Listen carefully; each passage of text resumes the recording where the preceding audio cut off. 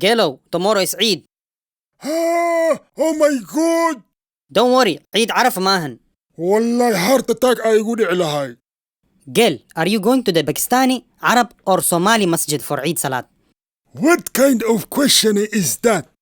We had home sahur, home afur, home tarawih, home dagal, and this is gonna be home Eid. At least you will not go to haram party this Eid. At least you will not spend your whole Eid day at Tim Horton. At least you will not go to shisha bar this Eid.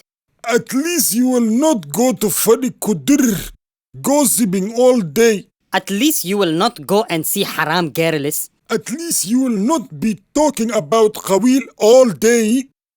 Hold on, Gel. What qabil are you? At least I don't have that Qabil disease. We're not talking about qabil. We're talking about Eid. Yes, tell that yourself. We argued and fight this whole lockdown in Ramadan. Tell that yourself. Look, Gel. Can we just have a peaceful home Eid? Tell that yourself. Together, we can make buskut, halwa, shushumo, malai, iyo mufo.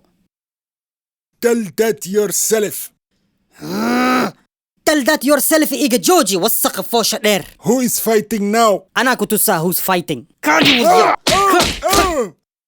عيد وناكسن عيد مبارك كل عام وأنتم بخير. عيد قرحون like us BBF. Yes, best friend is for life. BBF means for best buddy forever.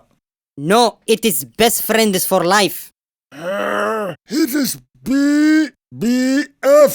No, BFU.